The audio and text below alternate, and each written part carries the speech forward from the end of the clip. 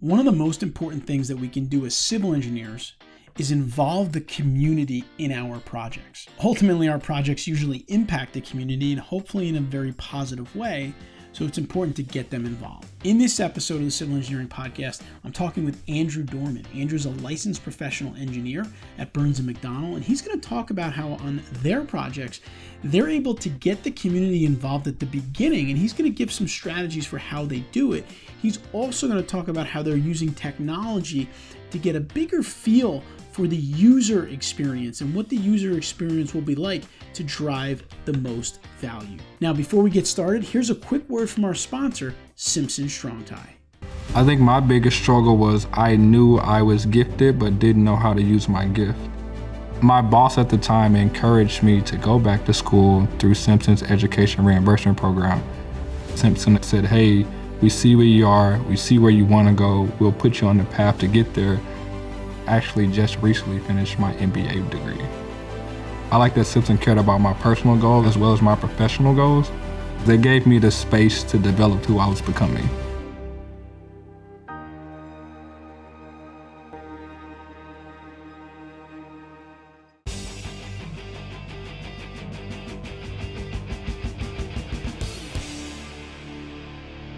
All right, now I'd like to welcome our guest onto the show for today.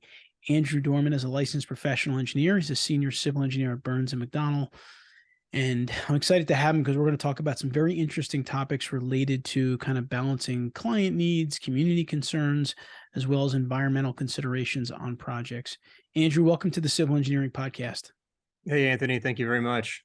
I'm excited to have you here. So, Andrew, just to kick us off a little bit, tell our listeners about what you do on a day-to-day basis at Burns McDonnell. Yeah, so I'm in the aviation and federal group here at Burns McDonnell, and we focus primarily on Department of Defense and Department of Energy contracts, working mostly with Airfield, Army, Army National Guard, Department of Energy, and working on some nuclear facilities and research lab facilities. So on a daily basis, always making sure we're coordinating with our clients, coordinating internally, and checking up on our projects and checking up on with our personnel here at Burns Mac and making sure we're pushing forward to meet the client need. That's awesome. And I always like to kind of ask our guests, how'd you find your way to civil engineering in your career?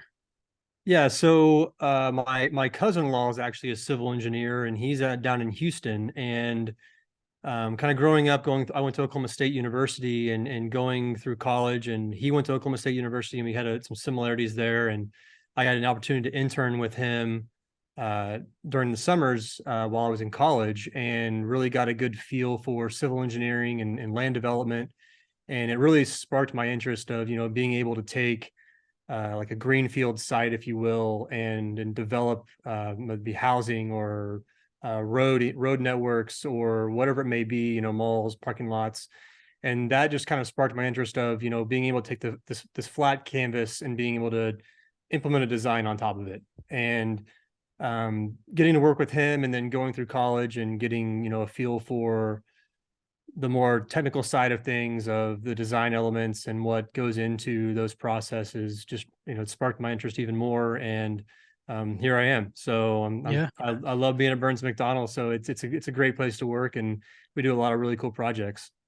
That's awesome. And that's kind of exactly what we're going to dive into here. So Andrew, tell us about some of the biggest challenges that you face when designing and planning for airfields, facilities, and, infrastructure projects for the Department of Defense and the Department of Energy. Sure. Yeah. I think the first, big key step of kind of getting over the hurdle of that first challenge is going to kickoff charrettes, reading the documentation that are provided to us prior to getting to a kickoff charrette, where we had the opportunity to sit down with the users, sit down with the client. In some cases, it's the airmen. In some cases, it's the maintainers. It's based civil engineering, and sitting down and really understanding the full scope and need of what the project is requiring, right? So going through that kickoff charrette process and really starting to create that list of boxes that we need to begin to start checking as we work our way through the design process. And having those interviews and those meetings is really provides us with those boxes to begin checking. And then from there, understand the mission requirement, understand what it is we're achieving, and how does that mission of our project fit into the overall mission of the installation, whether that be a bed down for a new airframe, or maintaining an existing bed down, or providing a new facility for a new laboratory, whatever that may be. And then looking at that project as a whole, and then understanding the constraints and the standards that will apply to that, and doing our due diligence to do the research and to really create those client relationships to where we can have open dialogue throughout design, and really get rid of the large overall challenges by always being in constant contact with our clients, and have that open dialogue to where we can ask questions whenever we aren't sure of an answer or we need more information. Yeah, that's great. And I think really what you hit on there is really that planning, at the beginning of the project is so important when you're thinking about challenges and effective project management. Like you said, the charrettes, what are the kickoff meetings, checklists, whatever you can do to really, set those expectations on the beginning of your projects. And then really important, as you said, like keeping those lines of communication open throughout the project as things change, because we know things are going to change on projects. That's just inevitable. But having the ability to check in with them is great. And so all that being said, I think as consultants, engineering professionals, we always really want to service, our clients and provide the most value that we can. So how do you ensure that, your design really meets the needs of your clients, and you give them that value, but you also balance the concerns of, the local community around the project, the environmental impacts? Talk me through that process a little bit. Sure. So, with Department of Defense, Department of Energy, a lot of these installations are within areas where there's communities all around. So, the more we work with these installations, the more we've understood the public-private partnerships that they create with the local communities, because the last thing that we want to do as designers, and the last thing the Department of Defense or Department of Energy wants to do is create a conflict with the local communities. So providing that, there's opportunities for personnel and family members that are maybe working at the base that are also part of the local community, and they can really have that partnership between base, local community, and be able to intertwine themselves and really become, as opposed to the base being a separate part of the community, almost intertwine themselves to become part of the community, right? So that, and then understanding the economic growth that missions to certain installations can bring. The more, if you're bringing in a new bed down or bringing in a new opportunity to a base, that's going to bring more people to the community, right? That's going to bring more airmen or more maintainers to the installation, which will require the need for housing, which will require the need for jobs for spouses and schools for their children. So it really, the economic impact can be significant. But the tricky part, right, is to making sure keeping the community and those involved in the community involved in any design project that we may have, or any opportunity we may have to interview with them and understand, environmental concerns or whatever that may be.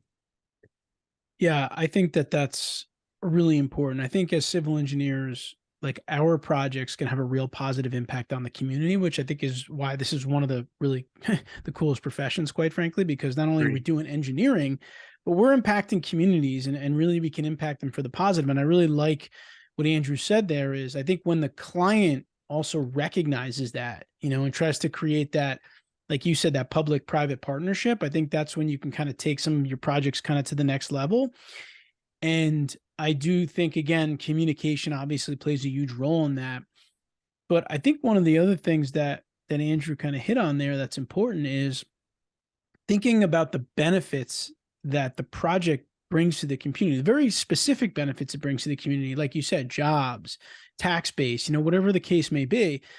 I think a lot of times what happens, and I remember when I was practicing as a civil engineer, going to planning board meetings and approval meetings, and you would get people that would often come out against your projects for whatever reason it might be. And I think they neglect to think about some of the very positive, like economic and community impacts that the projects and that these clients or these developers or whoever you're working with, public or private, are bringing to the table. And so I think it can really be a big part of our job as the consultant to, bridge that gap, right? And let people understand the benefits, whether it means bringing your client in front of them to talk about those benefits or you talking about those benefits. But I do think there's lots of very valuable benefits and things that come out of getting the public and the private together and getting them on at the beginning of the project, almost like inviting the public into the project to be a part of it, from the beginning. Right. Exactly. Yeah. And that a lot of, projects that we work on, with certain airframes require noise studies and impacts of those nature, to where we need to be cognizant of how that's going to impact the local community. There could be housing nearby where a new airframe is going to be really loud, and how that relationship can be kind of mended to where, helping them understand the importance of what the base is doing, at the same time, how that's going to impact the community in a positive way. Yeah. And I think that these are things that go on behind the scenes in our projects sometimes that people aren't aware of. Like, I know for me, I worked on a very large bridge project, and there was countless studies during the environmental phase about like the fish in the river and the patterns of the fish and how that was going to be interrupted maybe during construction. So there's a lot that goes into it, but I know that a lot of our listeners may be civil engineers interested in getting into this kind of work, or even students that are trying to figure out what type of civil engineering they want to practice in. So I'd love for you to maybe walk us through your design process for a project like this, from the initial concept to kind of your final plans and implementation. Okay. Yeah. So a lot of times we will start with a programming charrette report. So what that is kind of consider it like a 10% document, right? Where it might not be a project that we'll take all the way to design, or it might be a project we take all the way to design, but somebody somewhere is going to kick off the project and set forth the standards, set forth the scope of the project, and kind of create the blueprint, right, of what that project needs to be. And then once that report is approved of, and what it really does is help the government give an idea of funding and how much a project's going to cost. And so they can take that program, that we call it a PCR. We take that PCR and really get an idea of how that project can be funded, and then take that project and then get it out to whether it be Burns Mac or some other company to take that PCR forward. And from there, we would have our standard kickoff charrette, like I'd mentioned before, where we'd get in the same room with the clients and really understand, reading through the PCR, okay, it says, XYZ, and confirming those requirements, and diving more into the nitty gritty and the details of what those requirements really are and what they need to be. And really establishing, one, the relationship with the client at that time, and then two, establishing the foundation, again, more or less building that next block up from the blueprint of where are we going with this design. And so from there, we go from our kickoff charrette right into like a 35% to a 65% to a 95% to 100%. And at each one of those milestones, we try to, not get too technical heavy at the beginning, get the project scope and get everything on the drawings that really shows the client the scope of what the project is and how we interpreted it and how we're designing it. And it starts that review process where the client can jump in and provide review comments and state, lessons learned from previous projects that we might not have known about. Gives us an opportunity to open up new lines of dialogue with other reviewers who might not have been part of the charrette. And we can reach out to them and talk to them that they might be a subject matter expert for a gas line or sanitary sewer or stormwater or whatever it may be. And we can really start creating that open dialogue at that 35% even further. And then from there, that 65% is when we really, really want to start hitting home the detailed design of our projects, where we, we're showing our grading, we're showing our pavement designs, we've got layouts of our aprons or whatever it may be, parking lots, all of our utility connections and how we're tying into mechanical rooms in the facility. And then from that 65%, we just continue that dialogue, and we like to, what we like to do at that 65% is get back in front of the client and really be face to face and have a week-long meeting and sit down and really put pen to paper and say, where are we missing? What are we missing? Where are we off? What are we not thinking about? What are we overthinking?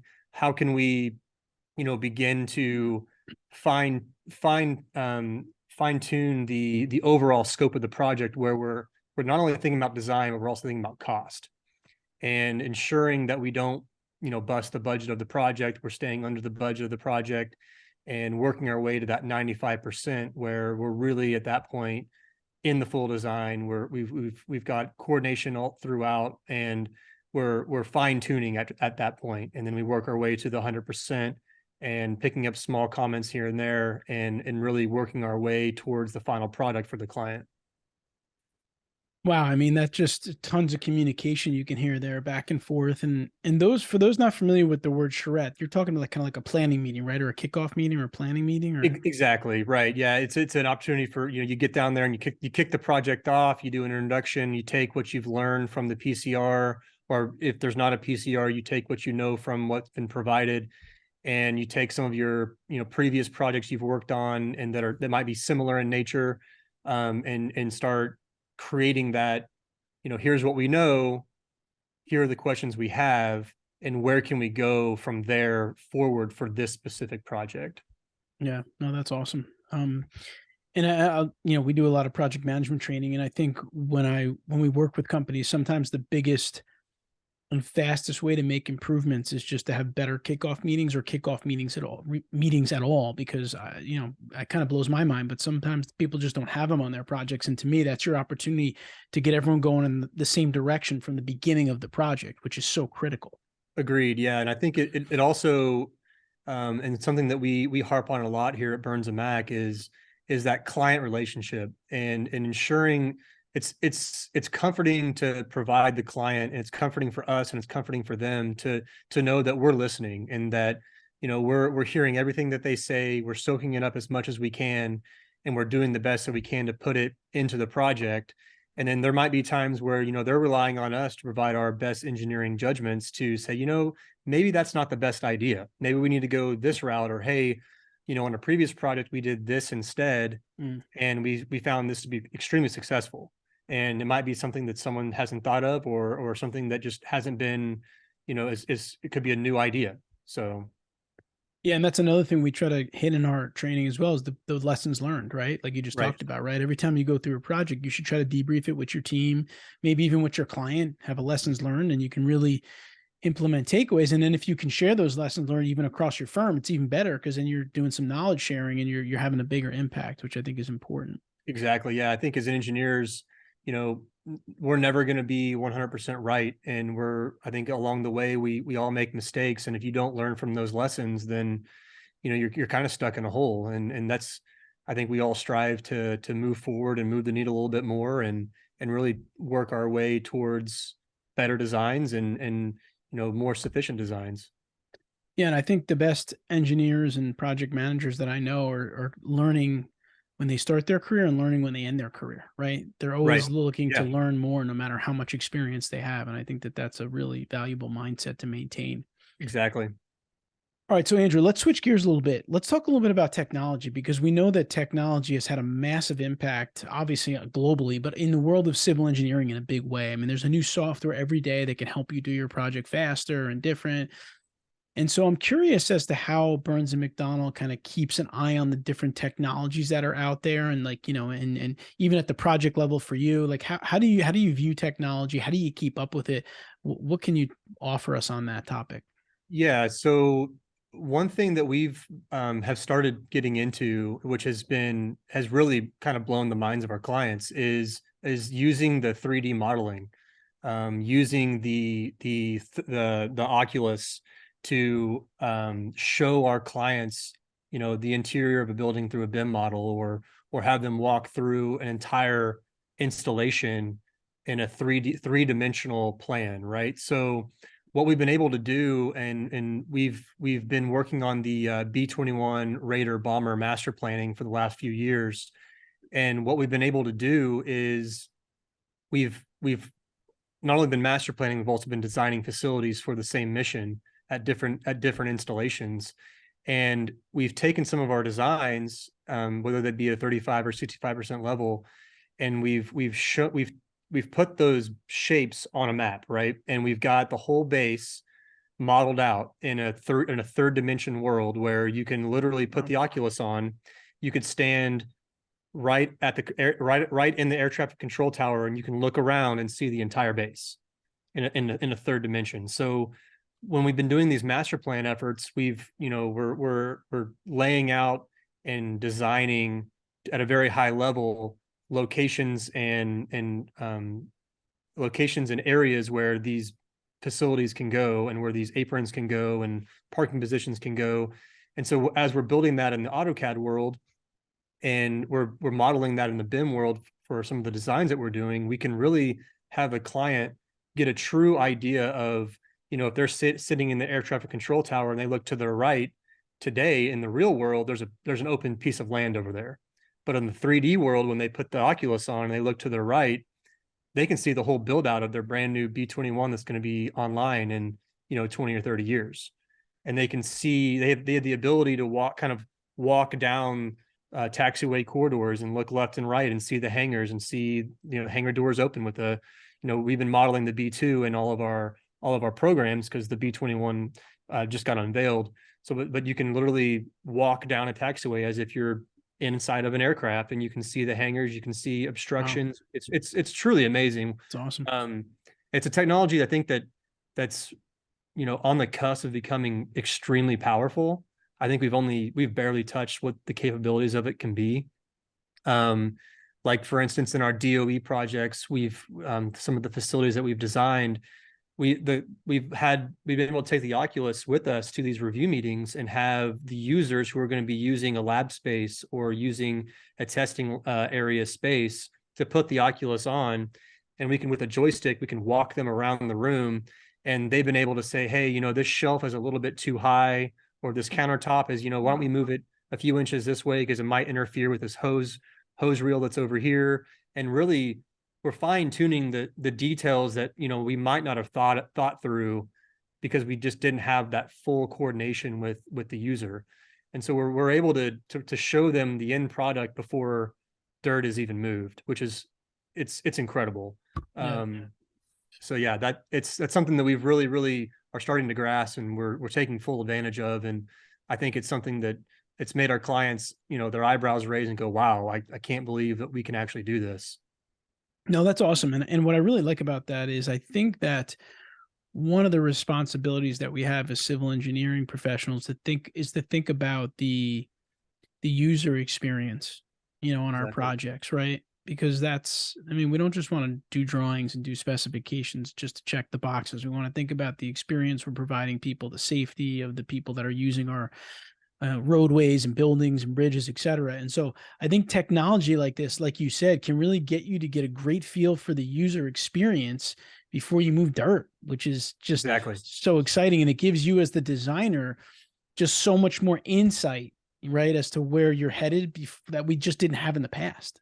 Exactly. Yeah. And it's, for what we do here at Burns Mac, being able to show that to airmen or to maintainers who are actually going to be flying the aircraft or working on the aircraft, or to scientists who are going to be using a lab, it creates a whole new opportunity to really fully understand what they deal with on a daily basis, and how we can better our designs to meet and mold to what they need.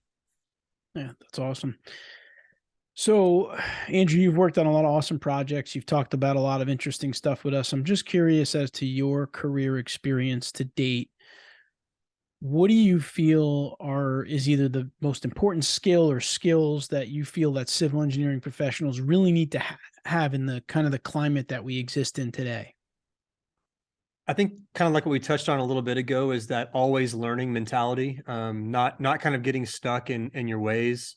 I think we might all be kind of guilty of it from time to time, where we get so busy where we might get stuck doing a certain thing a certain way over and over and over. Um, and so putting that process, first is don't stop learning. Continue to reach out to other professionals, join societies, pick the brains of others, and watch these podcasts for one, and listen to these podcasts, and know that you're not the only one in the engineering world designing things. There's thousands and millions of us throughout the world doing this. And then also understanding that your idea might not be the best idea. It might be a good idea, but it might not be the best one. And being able to be able to have the confidence and the assurance in yourself to stand behind what you're designing and throw your ideas out there, but also know and understand that others might have an idea that you should be able to be a sponge and soak up and go, you know what, that's actually a good idea. We should, maybe pivot that way instead. And that goes kind of hand in hand with, listening to other people, picking the brains of, more senior engineers, getting, lessons learned from them. Hey, have you done this before? Was it a good idea? Did it work? Did it not work? And then, just try to do everything you can to continue your education, and don't stop learning is really kind of where my mindset is with that. Yeah, that's great. I mean, obviously I'm a huge proponent of that. And that's why we create all the free content that we create, like this podcast. I mean, if you want to learn about topics in civil engineering, you can probably go to any one of our couple of hundred episodes we've got online and hear from leaders in the industry, lessons learned, et cetera. Yep. And I think going back to what Andrew talked about before with the technology is just a perfect example. I mean, there are technologies coming out that can make you better as a civil engineer. And you could obviously work with your company and, with their resources and what they're using, but we have to be open to these things. Just because we did it one way forever doesn't mean that we're not going to change now and do it better and faster. And like we talked about with the 3D or the virtual reality, like getting even more of the user experience to become ultimately better designers and giving more value to our clients. So I think we need to be open to that. I like the idea of continuous improvement and just always being open to that. I think that's awesome. Yeah. All right, we're going to take a quick break. We're going to come back with Andrew. We're going to finish up by putting him on the civil engineering hot seat and talk about a couple last career-related questions.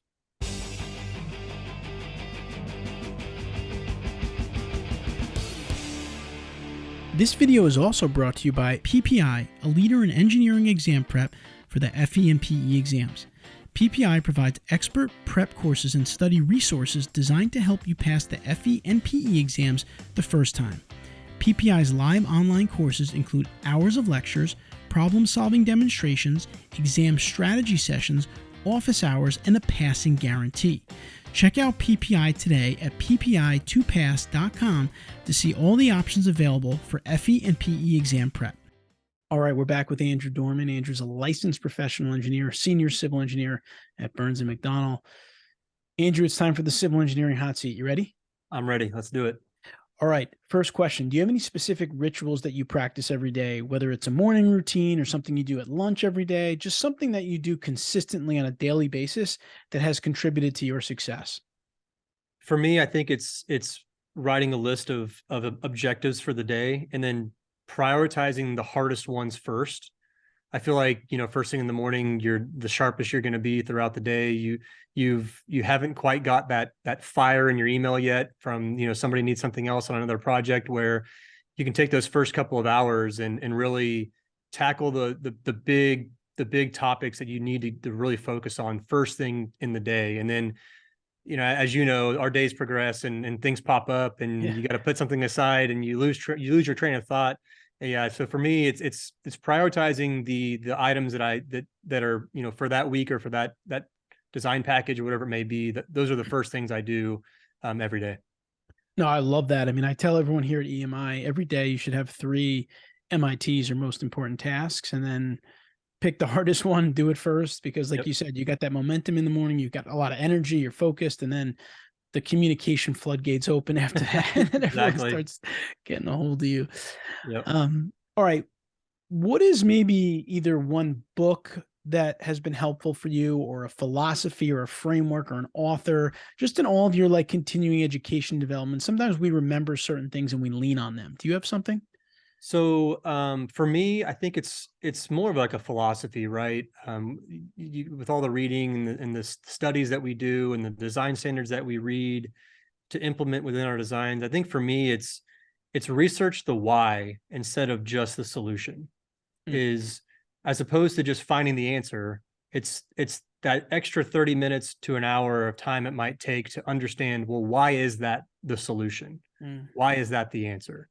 And I think that that goes a long way with understanding designs, and it goes a long way with reviewing other designs too. Is, you know, when you see something and you want to know why, it's finding out the reason why, and not just saying, okay, here's a solution, put it on paper and move on.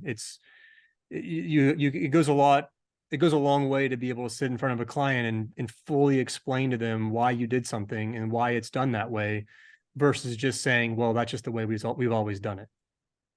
Yeah, I love that. I mean, that goes back to a little bit to project management and that kickoff meeting or that charrette meeting, or even earlier on before the project starts, when you're in the scoping phase or the proposal phase, to really understand from the client, why are they doing this project, right? Because I think Right. sometimes that really drives their needs, their goals, as opposed to just looking at it at a very technical engineering level, getting to the why. So I really like that. That's a great philosophy. All right. So thinking back on your managers that you've had in your career so far, and you don't have to name any names, but if you think about your favorite manager or managers, what made them your favorite? We're just trying to understand like what makes for really good managers in the civil engineering world. Sure. I think personality and approach is first and foremost. Having your managers be approachable, have them, you know, be able to, you can go over and ask them a question at any given time. You can pull them into a conference room and say, hey, you know, I'm really just struggling with this. Mm-hmm. And they listen and they really take to heart that, you know, you are part of what we're doing as a company and what we're doing as a group, and you know what we do matters, and not to leave one person behind or let someone you know drown without a life vest, that, and then having managers give you opportunities, and having them give you those chances to shine, well, and to stumble along the way, and them looking at you going, are you learning this, or are you just going through the motions and getting to the end? And I think with those, you know, the giving the opportunity, the personality, and then, you know, being able to approach them at any given time, and just talk with them on a personal level, on a professional level, it really stands out the most to me. Yeah, no, I think that's great. And I think you hear that a lot in sports where they say like, hey, that's a great manager or coach. They're like a real players manager, right? Meaning Right. like they really connect with the players, they connect with the team, they're available.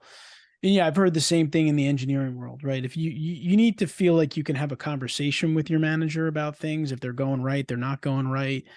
And actually, I think that's actually an important part of it, right? They need to be comfortable coming to you when things are good, but also when things are bad, because, you know, Exactly. right? They need your guidance, they need your mentorship.